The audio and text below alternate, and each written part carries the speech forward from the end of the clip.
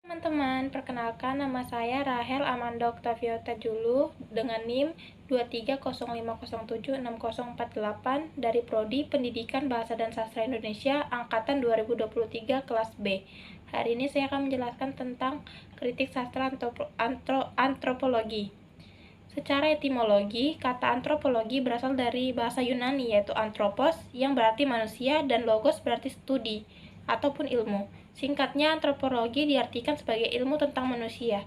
Berdasarkan pengertian dasar katanya, antropologi dapat diartikan sebagai ilmu yang mempelajari manusia dari segi keragaman fisik, kebudayaan, yaitu cara perilaku, tradisi-tradisi ataupun nilai-nilai yang dihasilkan, sehingga manusia yang satu dan yang lainnya berbeda-beda.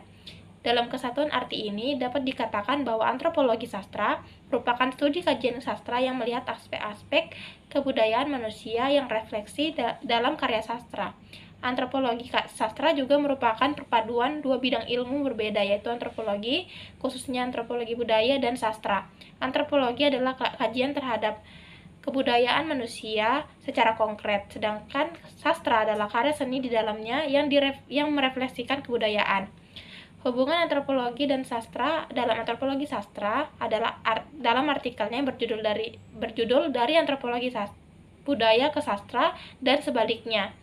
Ahimsa Putra berpandang bahwa terdapat hubungan timbal balik antara sastra dan antropologi.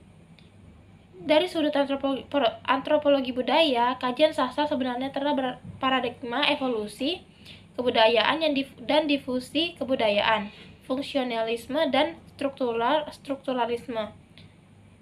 Ruang lingkup kajian antropologi sastra.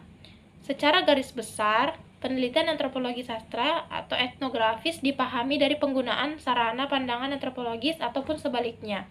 Karya etnografis dipahami dengan penggunaan sarana sastra.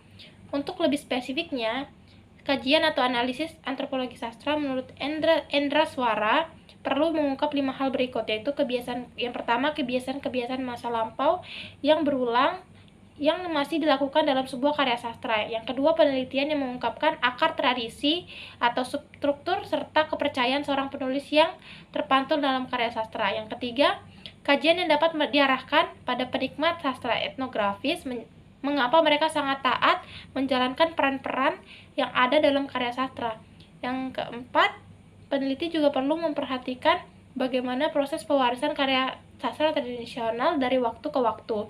Dan yang terakhir, perlu dilakukan kajian terhadap simbol-simbol mitologi dan pola pikir masyarakat pendukungnya. Kajian antropologi sastra pun dapat difokuskan pada 3 aspek kebudayaan yang dapat terefleksikan lewat karya sastra, yaitu wujud kebudayaan, unsur-unsur kebudayaan, dan juga kearifan lokal. Wujud kebudayaan menurut Konjaraningrat mencangkup yang pertama artefak, yang kedua sistem tingkah laku, yang ketiga sistem gagasan, yang keempat sistem gagasan yang ideologis, dan yang keempat sistem gagasan ideologis atau nilai-nilai budaya. Yang kedua, yang berikutnya unsur-unsur kebudayaan menurut Konjaraningrat meliputi yang pertama bahasa, yang kedua sistem pengetahuan, yang ketiga organisasi sosial, yang keempat sistem peralatan hidup dan teknologi, yang kelima sistem mata pencarian hidup, yang keenam sistem religi, yang ketujuh kesenian, dan yang terakhir kearifan lokal. Teknik kajian pada antropologi sastra. Kajian antropologi sastra masih relatif baru dalam dunia pengkajian sastra. Eksistensi analisis antropologi sastra masih turut dipengaruhi oleh beberapa kajian teori sastra yang lahir dan berkembang lebih awal.